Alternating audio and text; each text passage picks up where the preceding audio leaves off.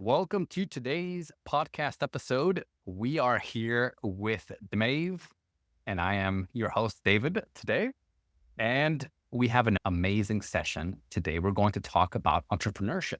We're both entrepreneurs and we are international entrepreneurs. We're American, but we are conducting our business online and all around the world.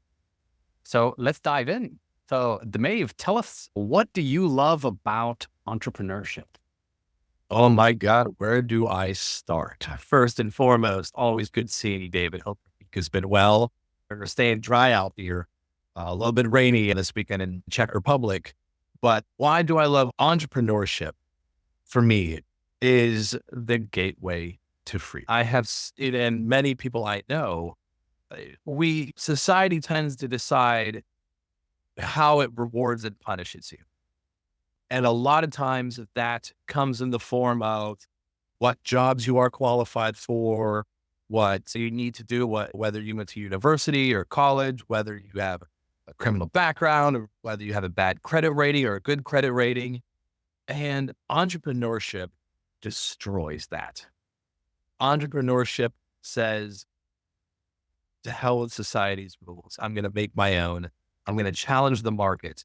And you can do so in such menial ways, such tiny ways. You don't have to invent Uber or SpaceX or this quote unquote $1 million idea. We don't have to have these. Entrepreneurship can be as something as simple as going to the grocery store for the elderly. It can be something as simple that something everyone does as landscaping. And just being able to say, hey, this is something that a lot of people need done. Let me do it for you en masse. That makes you an entrepreneur. And suddenly you are not subjugated to what you can or cannot have, or what life and society have predetermined for you to have or not have. To me, that's the best part of entrepreneurship, is that you have freedom to be yourself and be able to generate, produce, and earn for yourself.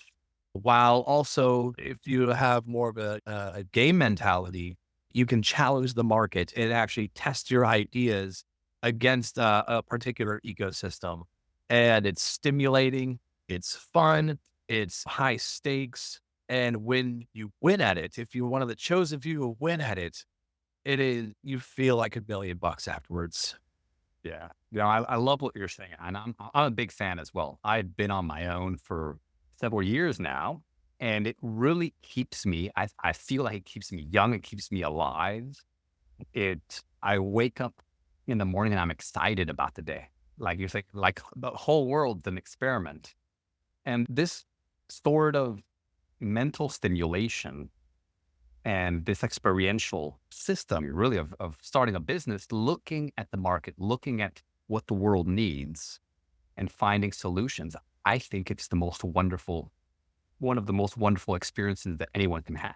And I wanted to talk to you about this era that we're going into. Of course, we have AI, we have technology, and yes, all the technical jobs are going to disappear.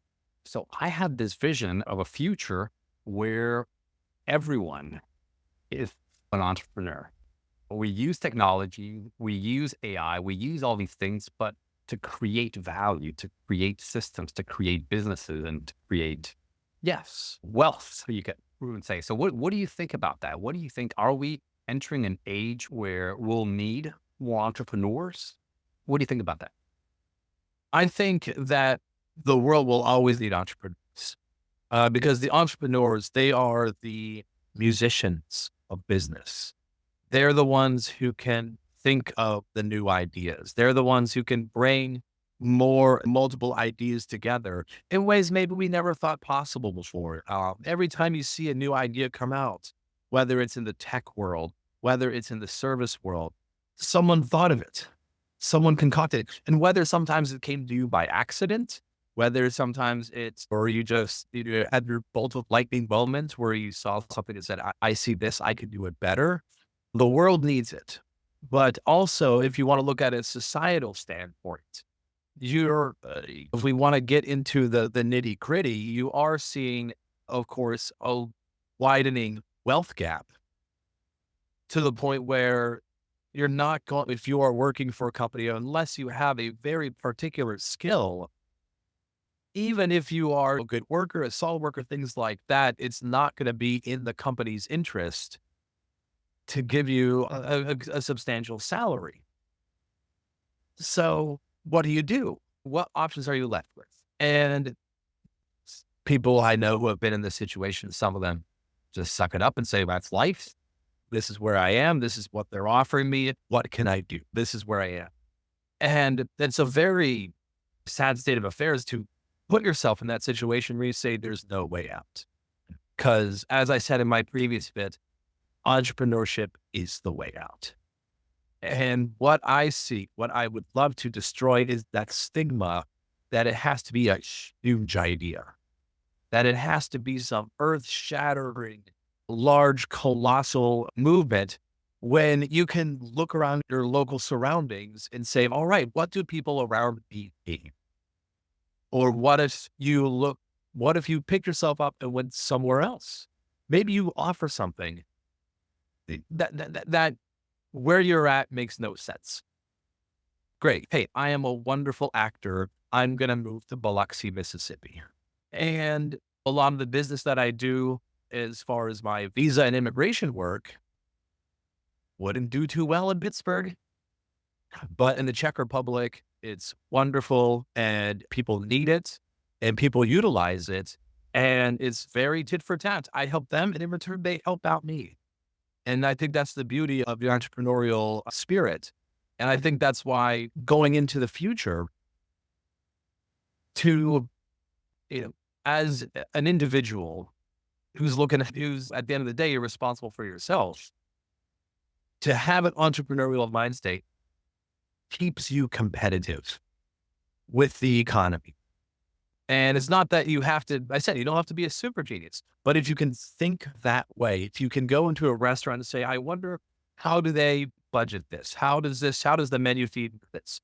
You go into a store and just say, oh, what are their overheads? What are this and that? If you're able to dissect the business, that's the entrepreneur mentality. And if you can do that, you're in a field with a giant metal pipe, just waiting for that lightning bolt to strike. That's amazing. Yeah, I love that. But it reminds me of a conversation that we had in our advanced business English class yesterday. So in my business classes, we discuss like the latest topics, the most avant-garde, tech vocabulary, all the trends that are taking place in the world right now. And of course, the number one topic right now is AI and how it's disrupting the whole world.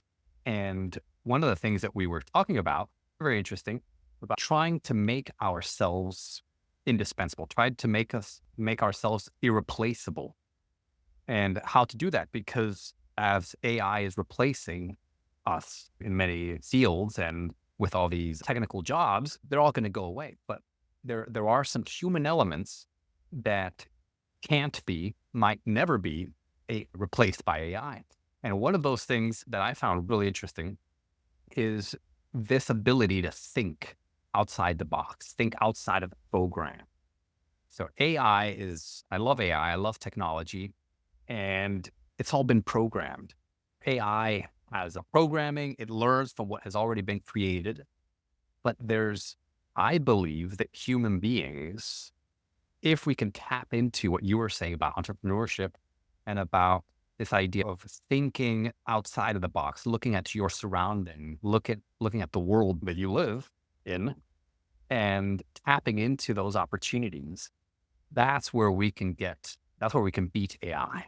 That's where we can get a head start, let's say, by using that creativity, those human abilities to look at our environment and see where the gaps are or how we can create value out of nothing. It's a very interesting approach. And I definitely feel your vibes towards AI, where I'm still partially in the dark age when it comes to technology and advance, which is why I find our conversations absolutely valuable. Let me ask you this, and this is I think something that a lot of people have asked about AI. And it's something I wonder about AI, because of course it seems as if the writing is on the wall, that AI is going to, it's coming. It's going to be adapted into our society. What, from an educational standpoint, because we're also both educators, how, and of course the idea is to prepare people for the future. That's one element of education, is to pass along information. How do you think we should adjust our education systems to accommodate for this induction of AI into what seems to be vast corners of our everyday life? Oh, wow. Well, what a great question. Yeah, I think, of course, we definitely need to update our educational system. It hasn't changed pretty much since the Industrial Revolution. And it's still, it hasn't adapted to the information age. So AI is just the next level of the information age. We've gone through the first step one, it was internet and all that. Now we're going to the next one, which is AI. And I think, first of all, we have to almost leave this notion of just information is key. Information, of course, it always has been key, but it's at our fingertips right now. So memorizing, and now I think it's mostly about synthesizing information. It's about taking different data sets and using our intellect, using our humanity, and using our creativity to synthesize and to put them together and to analyze from a human standpoint. And I think a lot of our education system right now is more about just regurgitating, just repeating, memorizing and repeating. And because that was in the previous version of our society, it was all about that. It was all about, okay, if you have this information, do you know it? Now it's not so much about do you know it, but now the key is, can you use it? And I think that's very valuable, that we have to, and I think that's something that maybe education needs to put more emphasis on, is the utilization of the information you're given. Because when I was a high school teacher for 10 years, and you and I, we were both in school, and what did we say? I'm sure 15 times a day. When am I going to need this? When am I going to need this? Why do I need to know about Waterloo? You know? My students always ask that. And I always felt that that was, I think they always felt that was like the killing blow. Like that was that is how you won the argument of student versus the education system. And I told my students, look, you might not need advanced calculus. You might not need trigonometry, but in life, you're going to have to know how to solve problems. You may not need to know about Waterloo or 1066 or various points in human history, Gibraltar or Jericho, things like that. But it's important to know how to research and how to find things out, so on and so forth with all your different courses and classes. They all have these core skills that come from that. However, it seems as if, once again, what's lost is how do you take these things and apply them to everyday life? They stumble at the 1 yard line. Right. Right. And they drove the ball that far. And I think a lot of times that's where the entrepreneurialism can come in. Because once again, where one thing stops, you can take that knowledge, you can take that information, you can take whatever you've been through in your life, good, bad, tough, hard, easy, and apply that to growing your business, whatever it may be. And to those listening who are say, hey, I want to be an entrepreneur. I like what you're hearing, but where is my idea? Right? I didn't get involved in my first business until I was 33 years old. I was 33 years old. And I've had a dozen businesses since. But what I've found, from a very simplistic point of view, if you want to get into entrepreneurship, and this is something I tell a lot of my clients, that, I talk to a lot of my clients about entrepreneurship when they're in my office trying to figure out what else they want to do with their time. I always say, throughout the course of your day, for let's say a couple weeks or a month, write down or try your best to memorize or write down or jot down everything you do, no matter what it is. You fluff your pillows, you do your laundry, you take out the trash, you walk the dog, you go to the store, you buy sushi, you have to drive to meet grandma. All the things that you do, the more things you list, the better. Then over the course of a month, you should have a pretty good idea of all the things that you as a person does on a regular basis. Now think of all the other people who do the things that you do and how many of those things you would rather not do. And then a small little idea should start forming. And this is very grassroots, and it doesn't have to be your end all business.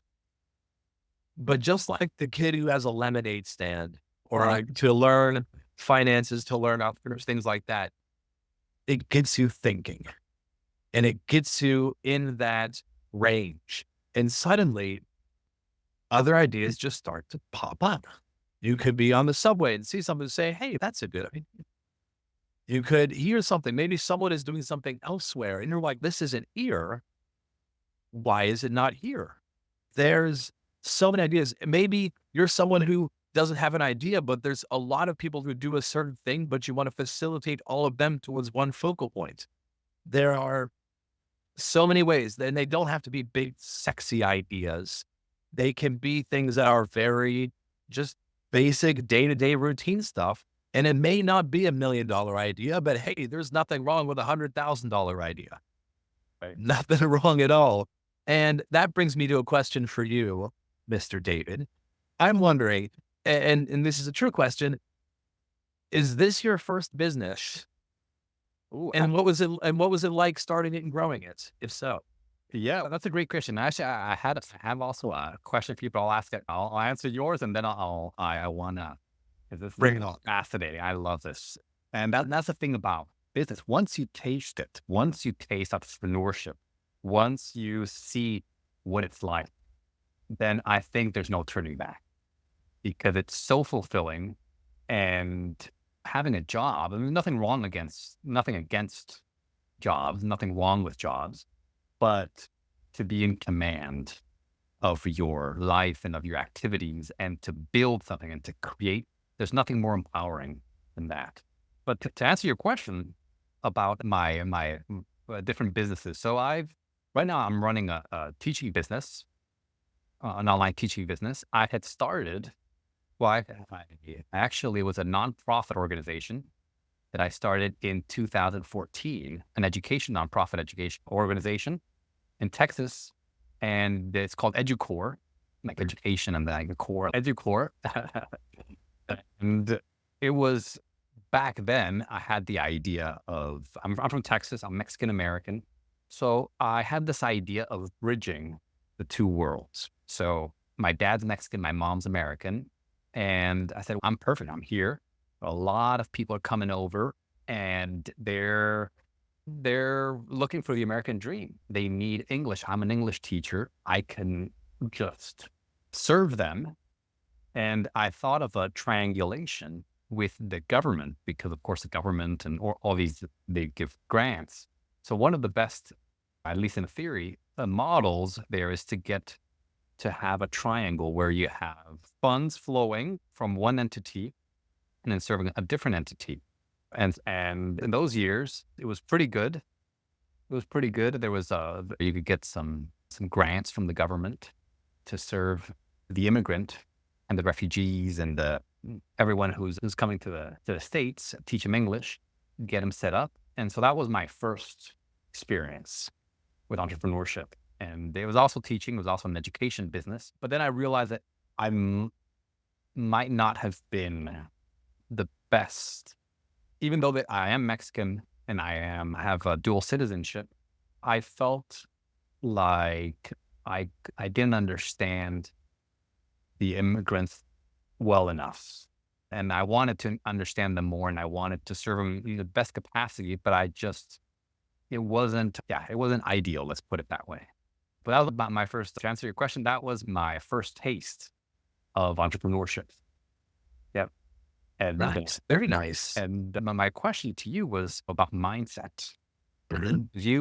You described this this great process of looking at your day and the activities that you go through on a daily basis and looking at opportunities and just seeing, okay, what things would I want to optimize? What things would I like to delegate? Mhm. And now, when did you always have this, this perspective? Did you always have this business mindset, or did that come about at a specific point in time? And what was that journey like? Oh boy, now you're taking me back. All right. Um, when I lived in the United States, I never really did well career wise or art. And I never had any business of my own in the United States. That was a lot of that happened after I moved here and had this reinvigorated sense of confidence and self. And I'll tell anyone on a side note, the second you get off a plane in a foreign country that you move there, your confidence goes through the roof. Because if you're like, if I've done something this crazy to hop on a plane and move to another country where I don't speak the language and I don't know anyone and I have no real business being here, and you find success in doing that, you reach a certain level of invincibility. And if you can ride that wave, there's no telling where it's going to take you. The mind state is definitely developed without a doubt. I had it from an early age because I was a musician and I played in a lot of rock bands. And that's a lot of self-promotion. That's a lot of booking your own gigs, negotiating prices, things like that. So, and then it's like working out a muscle. And you don't just wake up one day and you're this entrepreneurial master. You have to try things. Things have to work. Things have to not work. And I've always heard people that say you never lose. You only win or learn. And so through a lot of this, working with other entrepreneurs, because I tended to work with a lot of small business people, things like that. And you start to see how they do it. And that's when that mentality comes in, because then you start saying, oh, how do you do this? Oh, that's how you make money doing this. How do you pay that? Oh, this income comes from this, that, the other. And you can be a little bit of a curious George. You can ask questions. You can say, hey, what's your marketing like? What is your most entrepreneurs love to talk about themselves. And if you could ping them and say, tell me a little bit about what you do, 9 times out of 10, they will just spill the beans and just tell you, this is how I do. Over the years, you just keep on observing. And it was the years I spent as a truck driver. I think that's when the entrepreneurial mind state really solidified, because just by virtue of what it is, you're on a highway for 6 to 8 hours a day. You have nothing to do but listen to middle America country music and think. That was the first business plan I ever put together, was a trucking and logistics company. I never actually did it, but that was the first time I actually typed out ideas, made a little MS Paint logo, and yeah, started dreaming the dream a little bit. It wouldn't be another decade until I actually brought a business to life, but that was when it started. I wanted to connect that, to bridge that idea with the education, because like going back to that topic, because I found that a lot of the business types are the ones that in class are not the ones who follow the rules, who are just like, oh, tell me, teacher, what I need to do. That's the problem with the education system. And that's where it's connected to the mindset that I asked you about, because you go to school and they say, okay, read the instructions, answer A, B, C, or D. Now, I never liked that. That's why I know that I'm an entrepreneur at heart, because in class, I would try to find new ways of doing things. I would prefer these vague instructions like, oh, create something that is interesting for you. I'd be like, oh, that's amazing. Let me just let my mind run wild. And so I think that's an interesting perspective. First of all, for people who are trying to see if entrepreneurship is for them, because even though we want, and I think everyone has an entrepreneur in them, but a lot of business experts would disagree with us and would say that it's not for everyone and that only a small subset of society has the mindset or the resilience or the discipline or the, I don't know, we could discuss that, but I think I'm wondering if every single person has, has the ability or is equipped for it, or maybe it can be learned. But the main thing I wanted to mention is this notion of looking, not following the rule. And, and I'm just wondering, and I'm interested, is it something that you acquire, or or is everyone, can anyone become an entrepreneur, or as some experts or some business people who would say that only a small subset of us are really up for the job? All right. Yeah, I'll break that down. And from my opinion, that's like saying only people in the NFL are good at football and can play football. Just because you're successful at it doesn't mean that you're the only one who's capable of doing it. And that's a load of trash, I would say. If they say that there's just some people that can, screw that noise. But once again, maybe that's my mentality that makes me the entrepreneur, because I'm like, to hell with these guys and what they say, because not to get in too deep with this, but I pretty much made a habit out of breaking rules my entire life. And I always had a my way mentality. And I think that entrepreneurship was the only elixir that worked with me, because I do have a streak of being controversial. I do have a streak of having authoritarian issues and things like that. So maybe for me, at least, entrepreneurialism was more of a survival method. And then anything else, as far as just someone saying, like an episode of It's Always Sunny in Philadelphia, where they're just saying like, all right, let's hatch another get rich quick scheme or something like that. Uh, but no, I think of course with most entrepreneurial circumstances, the environment and the situation play a lot into it. And also I think resilience, because I'm sure you've had businesses that haven't got to. Well, I know I have. And the question is that your defining moment, or is that just a bump along the way? And you say, hey, this didn't work, so now I'm going to try this. Or you can say, I guess I'm just not cut out for it. And I don't think there's an expert that would be able to say, obviously, if you're this type of person, then you're going to take option B. I think there's so many variables that go into that, that I think there would, you couldn't just put an equation to it, at least from my perspective on that.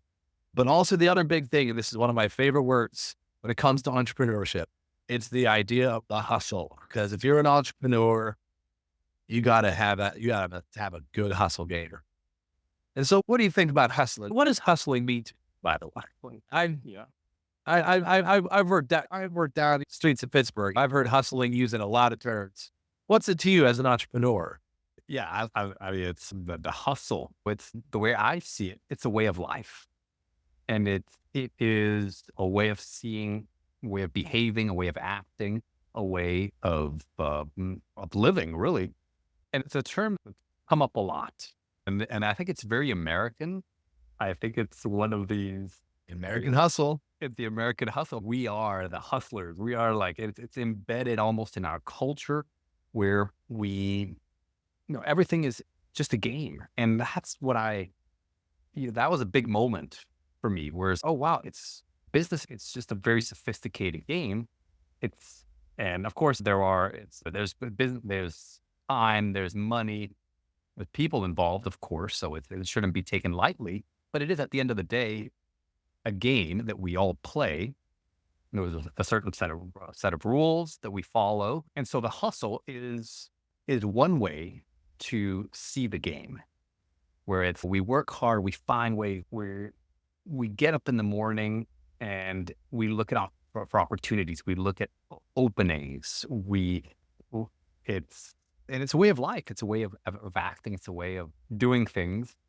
And so, for me personally, the hustle is it's the game. It's how to play the game. And because without that mindset, with oh, I'm going to start a business and I will plan it out, everything, and I will find it's not orderly. Hustling in a way, you do it and you hit the ground running. You figure it out as you go. You try, you experiment with different things. It's very dynamic in its nature. And I think I think once when we understand this, then it all changes. But what do you think? What is, in your opinion, hustle? What is the hustle and how can we do it? Thank you for asking me that, because this is, if I could start a religion, it would be our first church of the hustle. That's because I look back on my timeline from the rock bands, from the jobs to hustling was always somewhere visible in whatever I was doing. And I think I would define hustling, not necessarily in a negative way, of course. I know a lot of times it comes with negative connotation because of hustling sometimes gets associated with breaking laws and doing nefarious things. But I always felt hustling was more of having a series of actions and systems that are designed to benefit yourself. And almost the philosophy to take with you when you apply what you do and how you do it.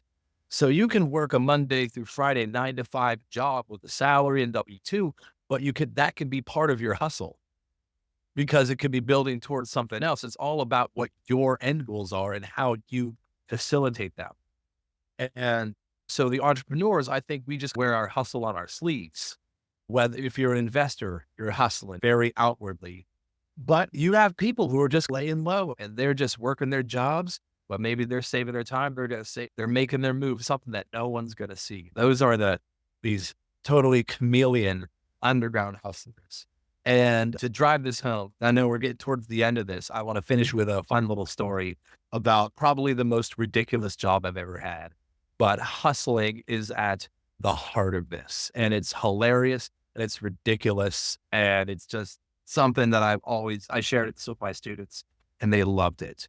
So back in the day, back in the early mid 2000s, I saw a job posting on the internet saying person to person sales representative.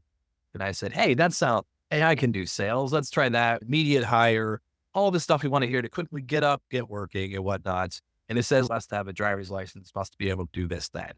I call them, I set up an interview, I go in, I meet this guy in this office at this warehouse in Pittsburgh. And it was one of those, you're hired no matter what you say, jobs. As long as you don't say anything too crazy, you're hired. And he didn't really tell me what the job was all about until I showed up for my first day of work the next day.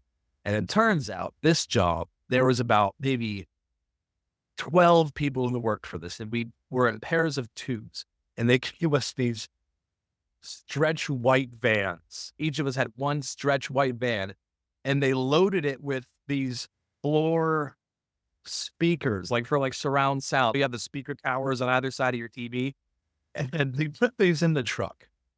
And we would drive out to rural Pennsylvania. And these things would be marked up as hell. The guy told us, hey, these are worth $200 for both of them, but you're going to sell them for $1,000 each. And we would drive off to rural Pennsylvania, these broken down ex-steel towns and whatnot, just deep Appalachia. And we would just drive around these communities in shopping plazas and whatnot, find people walking on the sidewalk and just hang out of the vehicle and try and hustle them on the side of the street.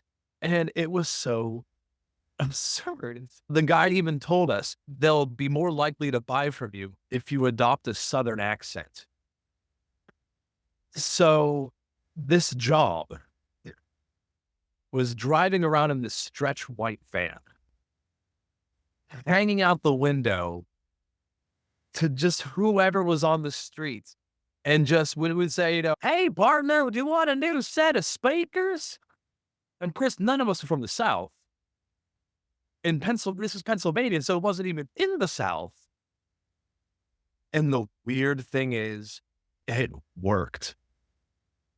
People were just emptying these vans from 10, 12 speakers they're going out with, just coming back flat empty, because they would get people at gas stations and they said, oh, I'm doing an install job up the nearby rich neighborhood. And my boss says I need to get rid of these. And we pull out a magazine and show them what the MSRP was of this product. And then they say, oh, these are 1,000 each. All right, I'll give you 1,000 for both. And we're like, oh, okay, I'll have to talk to everybody. Fake phone calls and whatever. And then we'd be like, oh, all right, boss says it's okay if we do that. We drive to an ATM, they'd pay us, we give them speakers. Now, like the speakers worked like that. Let's say like this was an actual legitimate transaction, but it was all hustle all day. And the question I always asked myself was, in this equation, who was the hustler and who was the hustled? Because it's a beautiful thing, because the person who buys the speakers thinks they're hustling us. We deep down think we're hustling him. Wow. But I thought about this long after I left this job, which was like a month. It wasn't a sustainable thing. It was the guy who hung out back at the warehouse. That was the hustler. That was the true blue. He wasn't out in the van all day, driving around looking like a jackass, hanging out a window. People came back every day with cold hard cash slapping it in his hand. And he was sitting at his computer playing Wizard Pinball or whatever we were playing on Age of Empires. I don't know, whatever we were playing on our computers in 2005, 2006. That's a little story of probably one of my most exposed situations in the hustle game. Wow, what a story. Yeah, no, of course, the mastermind, the guy behind it, the guy who had the idea. But I also love from your story, I just love how it was you just jumped into it. There was no 56-step program that you had to just hit the streets and sell it. And sometimes especially in this age, we over systematize everything. We say, oh no, well, first we need to get this and this training and this step and this script. Whereas you just hit the streets. You just said, all right, you know what? We're going to try the Southern accent. We're going to try the gas stations. We're going to try selling it this way. And that's really what hustling. It's almost like doing business without planning it too much. Just jumping, just doing it. And that's what I took from that story. I really like that. And it's a great lesson for all of us. Just jump into it. And yeah, the thing is, it's going to work, and you're going to keep on refining it. The first time I tried a Southern accent, they laughed me out of the van. They said, get the hell out of here. But after a few tries, after a couple days, couple weeks doing this, suddenly people were saying, oh yeah, there you go. Yeah. Speakers on it. And I think a lot of that is a very, like I said, just because it was a ridiculous job doesn't mean you can't take something from that and apply it to your entrepreneurial life. Because yeah, now I'm not hustling as hard as that per se, but you are speaking to people directly. You are interacting with strangers, and you have to come off as friendly and warm and welcoming to those strangers. And that job just says, yeah, this is how you instigate a conversation. This is how you start addressing people, things of that nature. And whether it's just a small piece, and of course, just a great story to tell, it's something you take with you that you move forward, be it philosophically, be it a skill, be it just an outlook and whatnot. And I think that's also a big element of the entrepreneur, is being able to take whatever has led you to where you are right now and being able to apply it. And I think that goes back to what we talked about for you, where you say, how can you one-up AI? AI doesn't have the ability to experience. And I think that is going to, and I think that's where the entrepreneur cups the AI in his hand and says, of course we're going to be okay. There's no worry about it. I got this. He's right here. That's I my love that. thoughts. I love that. Yeah, no, that's an amazing. I think that's a great conclusion to this amazing talk. I wish we could stay here for hours, but I think that was just well, you said it so nicely. So what can people do? What's the call to action? What can listeners do to go deeper into this journey? How can they reach out? What can they do with you? All right, with me, of course the idea is that my latest business is the TEFLPros English course, which gives you a skill set. And of course, if you take the TEFLPros course, you'll be working with me directly. You will also be part of our community, which does actually explore and enhance entrepreneurship as well as geographical relocation, and also, of course, being an English educator, because these are three things that aren't mutually exclusive of each other. The call to action is simply reach out, learn about this course, and that can be your springboard into an entrepreneurial world. That can be your springboard into the rest of the world where you can maybe take something from your hometown, something that's around you, and introduce it somewhere else. And you can actually use English and being an educator, not necessarily as your end game, but as your facilitator. That's gonna keep you going while you are building your brand. That's absolutely what I did. I was a high school teacher. I taught privately. Bills got paid. I hustled, was making it work, and then suddenly businesses started popping up, and I owe all of that. Once again, I know I said this in the past, but I owe all of that to that TEFL course. Was the renaissance moment. So that's my call to action. And how about you, David? What's your thoughts on this? Oh, I would definitely encourage, anyone to, if you're listening and you want to take your language skills to the next level, you love these business conversations, and you'd like to go deeper, I would invite them to join my business English community. If they're learning English, you can join us and we can discuss these things on a daily basis. I provide the best language, the best technology, the best topics, the best trends, all of this in my business English community. And if you're an English speaker and you want to diversify, you want to learn another language, I also sell courses and I have my learning communities in Spanish and French. And that opens up this whole new world for people where it's entrepreneurship is about people, it's about languages, it's about connecting. And so this is how it connects to entrepreneurship because it's a window to a whole new world. And by getting those skills, by experimenting with language and communication, we can really tap into the opportunities and the possibilities that business can bring. Absolutely. It absolutely can. So, David, it has been an absolute pleasure having this conversation with you. Probably one of the best conversations I've had. And I'm looking forward to many more, man. Likewise. Take care, David, and all to all the listeners. Look at in the comment section. You can find us, reach out, and we'd love to hear from everyone. Right? Give us some more topics. I'm ready for them. Cheers to you.